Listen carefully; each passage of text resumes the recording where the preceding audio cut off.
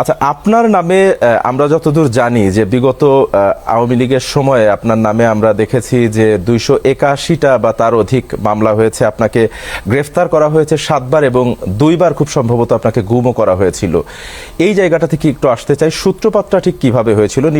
নিশ্চয়ই রাজনীতির কারণেই, কিন্তু তারপরও সূত্রপাতটা ঠিক কিভাবে হয়েছিল এই জায়গা থেকে একটু আসতে চাই। দেখেন, যতগুলি মামলা হয়েছে আমার নামে প্রায় 281টা মামলা, 7 বার অ্যারেস্ট হয়েছি, 2 বার গুমের শিকার হয়েছি, রিমান্ডও অসংখ্যবার রিমান্ডে খেটেছি।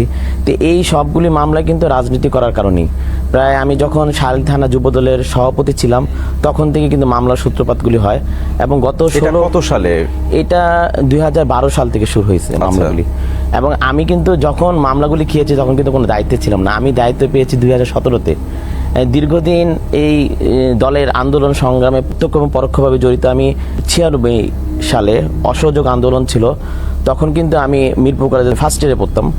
তখন থেকে কিন্তু এই স্বৈরাচারী শেখ হাসিনা 22 বছর পর যখন 12ই জুন যখন ক্ষমতায় আসে, 22 বছর পর, তখন থেকে কিন্তু আমাকে টার্গেট করে এবং ওই টার্গেটের কারণে কিন্তু আমি দেশে থাকতে পারি নাই। আমার 96 সাল থেকে 2002 সাল পর্যন্ত টোটালি বাইরে থাকতে হয়েছে। তো ওই প্রেক্ষাপটে আমি যখন দেশ ছেড়ে দেই তখন আমি প্রায় আত্মগোপনে ছিলাম প্রায় 4-5 বছরের মতো। তখন আমি যখন দেশে আসতে নেই তখন মানে অনেক মামলা ছিল, বিভিন্ন মামলা আমাকে ওই স্বৈরাচারী ওই 96 সালের হাসিনা তখন আমাকে মামলাগুলি দেয়। আমার মা তখন অসুস্থ ছিলেন। আমি যখন দেশে আসবো শুনছি আমার পরিবার, আমার তখন মা অনেক আনন্দে আত্মহারা হয়ে যায় যে আমার ছেলে এতদিন পর দেশে আসবে, আমার বুকে আসবে। তো আমি আসতে না পারার কারণে আমার মা কিন্তু মারা যায়, আমার মা মারা যায়, আমার ভাইও মারা যায়। আমি কিন্তু জানাজা দিতে পারি নাই, খবরও দিতে পারি নাই।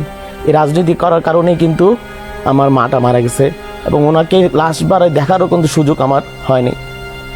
এবং 2000 এরপর থেকে কিন্তু এই অল 11 থেকে শুরু করে প্রায় 16 বছর, অন 11 থেকে প্রায় 16 বছর, 14 বছর আমার কোনো রাজনৈতিক পরিচয় ছিল না। এই 14টা বছর আমি কিন্তু রাজনৈতিক পরিচয়ের বাইরে কিন্তু আমি আন্দোলনটা করেছি স্বৈরাচারী সরকারের বিপক্ষে। 3টা নির্বাচন, তখন আমার তো রাজনৈতিক পরিচয়বিহীন আমি রাজপথে ছিলাম।